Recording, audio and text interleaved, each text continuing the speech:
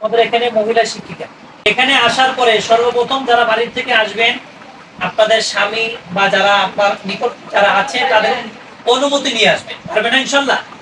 তাদের কাছে বলে, এটা প্রথম কাজ, তাদের অনুমতি নিয়ে যে আমি কোরআন শিখতে যেতে চাই।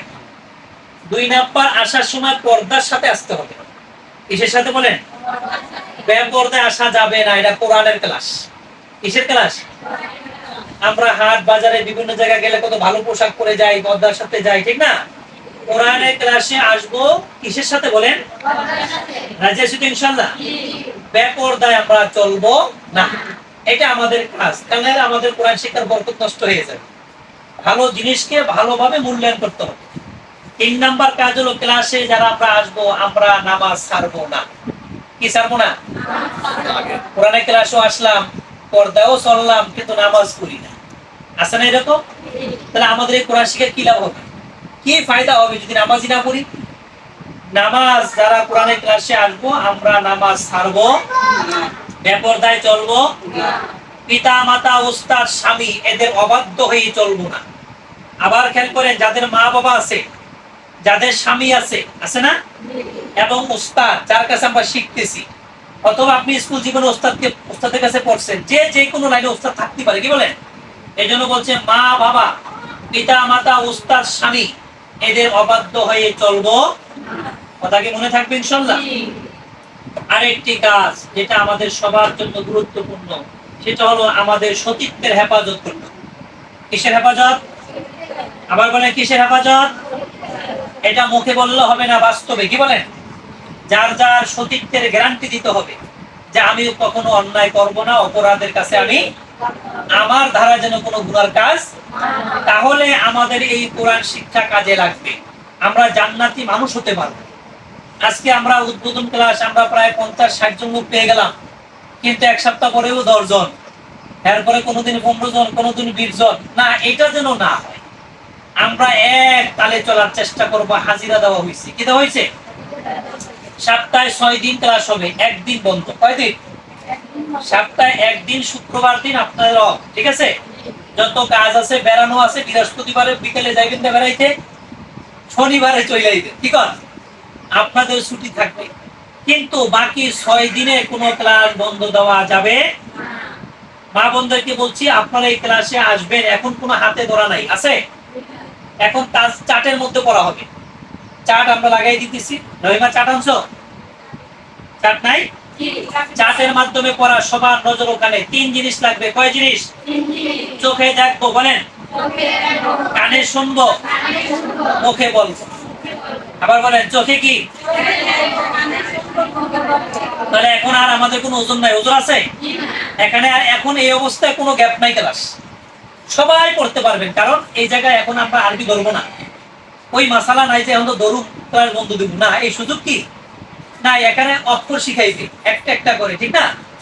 সেই ক্ষেত্রে আমাদের শুধু নামাজকে বন্ধ যেতে পারে মানুষদের, কিন্তু ক্লাস কি হবে না, যেহেতু এখানে অক্ষর শিখাবে, তাজবিদ শিখাবে, ঠিক না, শব্দ শব্দ শিখাবে, পুরো আয়াত এখনো শিখাইবে না। তো সেই ক্ষেত্রে আমরা যখন কোরআন সবক নেব, তখন গিয়ে আমাদের মাসালা আসবে। কথা কি বুঝে আসছে?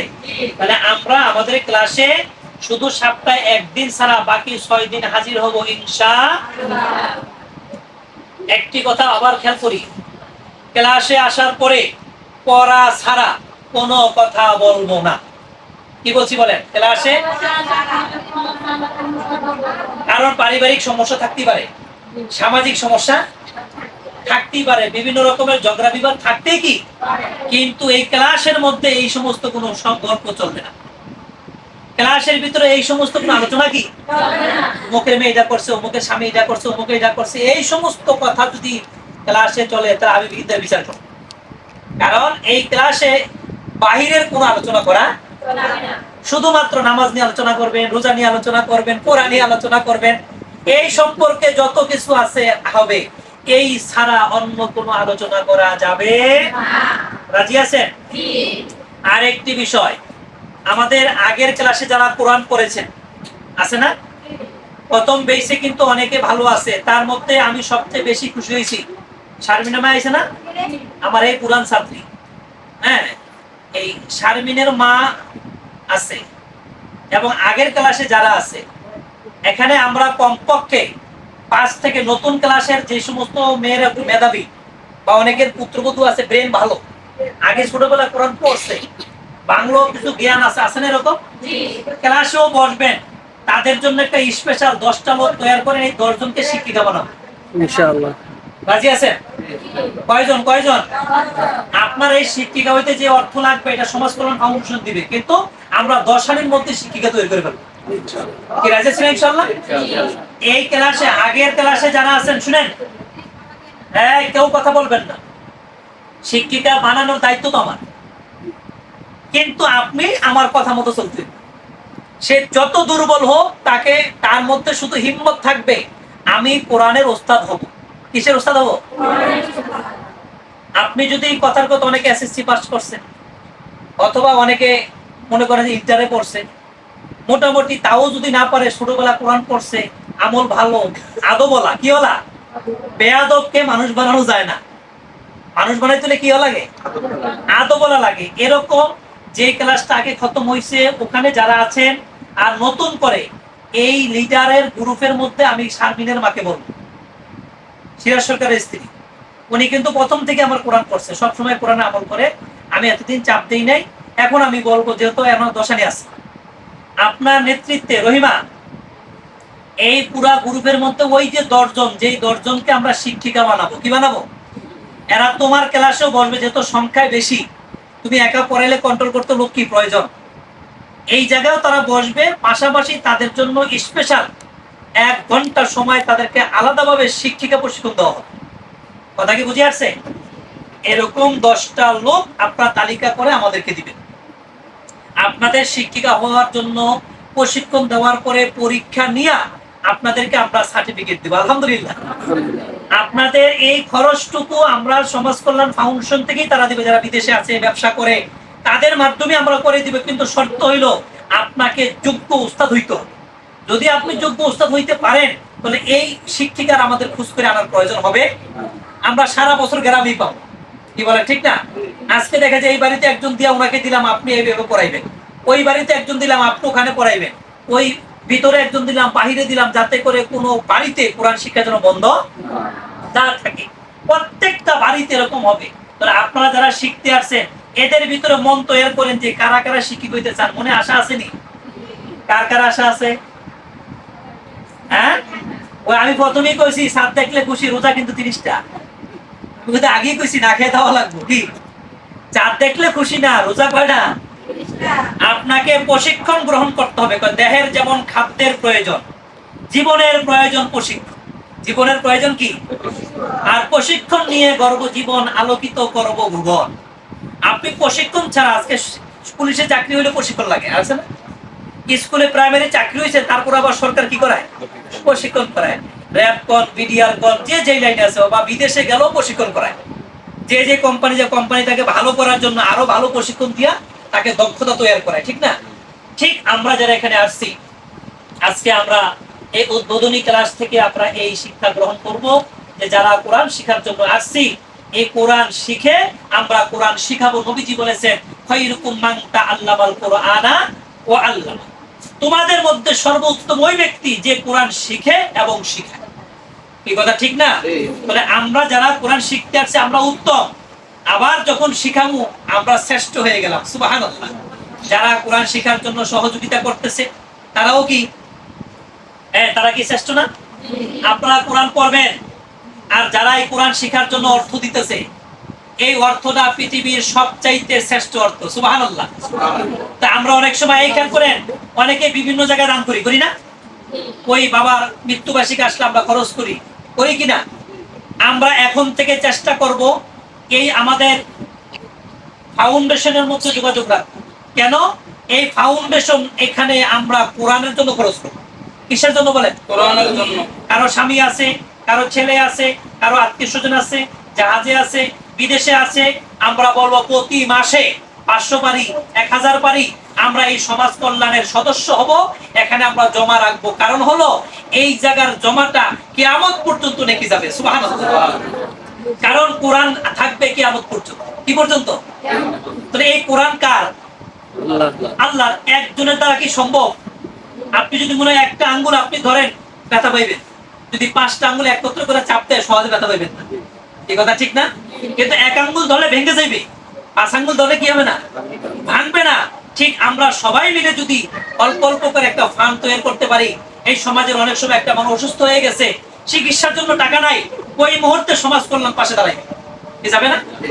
হঠাৎ করে দেখে গেছে একটা মেয়ের বিবাহ দিতে পারে না, খুব অসহায় গরিব, সমাজ কল্যাণের লোক যাবে সেখানে গিয়ে দেখবে আসলে ঠিক আছে কিনা, দেখাশোনা করার পর ওনারা সেই জায়গায় কিভাবে বিবসতি দেওয়া যায় সেই কাজে শরীক হবে। আলহামদুলিল্লাহ। হঠাৎ করে দেখা গেছে আপনি কোরআন পড়াইতেছেন, আমরা অনেকে 100 200 500 টাকা দিতে পারি না, কষ্ট হয়ে যায়, টাকা দিয়ে পড়তে পারেন, ওনারা এই সেই অর্থ এখান থেকে দিবে। কিন্তু আমাদের যাদের অর্থ আছে, আমরা আজে বাজে জায়গায় খরচ না করে আমরা কোরআনের একটা ফাউন্ডেশন করে এই জায়গায় জমা রাখবো। ওনারা কোন মাসে কত টাকা খরচ করতেছে রেজুলেশন খাতা আছে, খাতার মধ্যে জমা হবে। আলহামদুলিল্লাহ বলেন। এবং আমরা সামনে এই সমাজ কল্যাণ ফাউন্ডেশন রিসিপ্টের ব্যবস্থা করতেছি। আপনি যে দিবেন আপনার মনে যেন কোনো কষ্ট না থাকে, আপনি 500 টাকা দিয়েছেন, আপনাকে রিসিপ্ট দিয়ে দিবে, কমিটি রিসিপ্ট দিয়ে দিবে, এটা জমা হয়ে গেল, এটা আখিরাতের জায়গায় জমা হয়ে গেল। আলহামদুলিল্লাহ। এই জন্য যাদের স্বামী, যাদের ভাই, যাদের আত্মীয় স্বজন আছে, আমরা তাদেরকে দাওয়াত দিব, তাদেরকে বলবো যে আমরা এলোমেলো ভাবে খরচ না করে আমরা একটা নিয়মের ভিতরে খরচ করবো। কি রাজি আছেন ইনশাআল্লাহ? আর এই খরচটার মধ্যে বরকত হবে। কি হবে বলেন? কেউ 100 টাকা দিবে, কেউ 1000 টাকা দিবে, কেউ 5000 দিতে পারে, আবার কেউ 10 টাকাও কি। এরপরে আমরা খেয়াল করবো, প্রত্যেক মাসে আমি একবার আসবো। এটা আমাকে বিদেশ থেকে আপনাদের এই সমাজ কল্যাণ ফাউন্ডেশনের লোকেরা ফোনে কথা বলছে যে হুজুর কমপক্ষে একবার আপনি আসবেন, একবার আসলে এই মাসে কি পড়া হইলো এই পড়াটা মূল্যায়ন করার পরে আপনি তাদের প্রতি মাসে ওই উস্তাদের হাতে আপনার হাতে দিয়ে যাবেন। আলহামদুলিল্লাহ। খুশি না বেজার? আমি এলে তো আপনাকে কষ্ট পাইতে দেব, হুজুর কি লিখে এলাম, পরীক্ষা না লইব, পরীক্ষা না লইলে তো উপায় নাই। কি? হ্যাঁ, পরীক্ষা নিতে হবে, প্রত্যেক মাসে একটা পরীক্ষা দিব। কথা কি বুঝে আসছে? যে এই মাসে কি শিখলেন, কতটুকু শিখলেন। যদি আপনাদের পড়াটা ভালো হয়, ওনারা এতটুকু আশ্বাস দিয়েছে একবারে পুরা আমলি জিন্দেগি আপনাদেরকে করাই দিবে। আলহামদুলিল্লাহ। একটা স্থায়ী ভাবে ক্লাস হোক, চান না আপনারা ইনশাআল্লাহ? তাহলে আমরা যারা আছি আমরা সবাই, আমরা যখনই যে জিনিসটা করব আমরা পরামর্শ করব। কথা বুঝে আসছে? যদি আপনাদের কোনো মাসালা জানার প্রয়োজন হয়, কোনো বিষয় জানার প্রয়োজন হয়, রহিমার সাথে কথা বলবেন, আমার নাম্বার আছে, যোগাযোগ করবেন। কিন্তু নিজেরা কোনো ফতুয়া দিবেন না, কারণ আপনাদের সেই জ্ঞান নাই। কথা কি বুঝে আসছে? হঠাৎ করে একটা কথা উল্টো বলে ফেলছেন, এতে করে আমাদের সমাজ কল্যাণ ফাউন্ডেশনে বদনাম হয়েছে। কি কথা ঠিক না? এমন কোন কাজ আপনারা করবেন না যেই কাজের দ্বারা আমাদের ফাউন্ডেশনের ক্ষতি হয়েছে। কি কথা বুঝে আসছে? কারো যদি কোনো সমস্যা থাকে এটা পরামর্শ করবেন, পরামর্শ করে আমরা এখানে ফায়সালা করব। এটা যেন ক্লাসের বাহিরে না যায়। ক্লাসের বাহিরে কি? যদি কোনো সমস্যার সাথে সাথে আমাকে ফোন দিবেন, সমাজ কল্যাণে কেউ না থাকলেও আমি আসবো, আমি আইসা বুঝবো জিনিসটাকে, তখন আমি তাদেরকে বলবো। কারণ অনেক সময় ওনারা জানাও জানতে পারে কিন্তু দুর্ঘটনা যেমন না হয়, এই দিকে আমরা চেষ্টা রাখবো ইনশাআল্লাহ। আর যারা প্রশিক্ষণ দিবেন, এই প্রশিক্ষণের তালিকাটা এটা রহিমা একটু গুছাই দিবা, ঠিক আছে? এখন থেকে প্রস্তুতি নিলে তাহলে তোমার ক্লাসে সুবিধা হবে। এই যারা প্রশিক্ষণ নিবে এই এদেরকে ফাঁকে ফাঁকে বসাইতে হবে, যাতে ক্লাসের মধ্যে এলোমেলো কি না হয়। এবং প্রতিদিন ক্লাসে হাজিরা রাখতে হবে। কি রাখতে হবে? হ্যাঁ। আর যখনই নাম বলবে আমরা বলবো লাব্বাইক। কি বলবো? লাব্বাইক বলবো। এর মধ্যে প্রথম এই 30 জনের খাতায় লিখবেন বড় যারা সিনিয়র, এদেরকে যদি প্রায় 60 জনের মতো বলছেন, এদেরকে আগে সিনিয়রের নামগুলো আগে লিখবেন। কথা বুঝে আসছে? এরপরে দেখবেন আস্তে আস্তে ছোট কারা তাদের নামটা পরে লিখবেন। কথা কি বুঝে আসছে? কারণ বড়কে সম্মান করতে হয়, বড়কে কি করতে হয়। আর ছোট বাচ্চাগুলোকে দিবেন মাঝে। কোন জায়গায়? ছোটদেরকে দিবেন মাঝে, বড় মা, চাচি, খালা যারা তারা বসবেন পাশে। তাহলে ছোট বাচ্চারা দুষ্টামি করতে কি ক্লাসে বসার সিস্টেম আমি দেখাই দিলাম। নাহলে কি করবো, আইসা আমি এনো বমু, আমি এনো বমু, জাগালে ঝগড়া করে। এটা মহিলাদের একটা অভ্যাস আছে, জাগালে কি করে ঝগড়া করে। না, এটা করা দেওয়া যাবে না। আমি প্রতিদিন এনো বই আনি বমু, এইটাও কইলেও করতে পারবেন না। যে যখন আসবেন সে সেখানেই বসবেন। কি বলেন? ঠিক না? আকপিস হইতেই পারে, ভাই ভাই আমি কালকে এনো বইছি, তুই আজকে বলে গেলি কেন? এই ঝগড়াগুলো কিন্তু ক্লাসে হয়, কারণ আমি তো ক্লাসে যাই দেখি মাঝে মাঝে। এই জন্য আমরা এই কাজগুলো করবো। হ্যাঁ, যদি অনেক সময় মুরব্বী মানুষ, আমরা ছোটরা কি করবো, তাদেরকে সম্মানের সাথে বসার অনুমতি দেবো। ঠিক আছে, আপনি এখানে বসেন। তবে যে মানুষটা লম্বা বেশি তাকে দিবেন পাশে। কোথায় দিবেন? পাশে, জানে তার মাথার কারণে যেন পড়া দেখতে অসুবিধা। এই জন্য বড়দেরকে পাশে রাখবেন, এরপরে ছোটদেরকে কোথায় দিবেন? মাঝে দিবেন। আর চাটের দিকে সবার নজর থাকবে পড়ার দিকে। কোন দিকে? পড়ার দিকে। ক্লাস টাইম কয়টায়? 2:30। মাশাআল্লাহ, তাহলে আমরা সুন্দর টাইম পেয়ে গেলাম। দুপুরে খাওয়া দাওয়ার পরে আমরা সুন্দর করে চলে আসবো ইনশাআল্লাহ। রাস্তাতে আসার সময় আমরা কোনো আউট লোকের সাথে কোনো কথাবার্তা ফাহিশা কোনো আলোচনা করব, আমরা মাথা নিচে দিয়ে আদবের সাথে চলে আসবো ইনশাআল্লাহ। এবং আবার ক্লাস ছুটি হয়ে গেলে রাস্তায় যেন কোনো গন্ডগোল সৃষ্টি না হয়, আমরা এই দিকে খেয়াল রাখবো। কারো প্রতি কারো কোনো ঝগড়া বা অহংকার হিংসা যেন না থাকে। রাজি আছি তো ইনশাআল্লাহ? আর একটি বিষয় হলো, এখানে যারা পুরুষ যারা আছে অনেকেই আমরা থাকতে পারবো না, এরা থাকবে ব্যস্ততায়, ঠিক আছে? যাদের স্বামী বাড়িতে থাকবে তাদেরকে দাওয়াত করবেন, যদি এরা ব্যবস্থা হয়।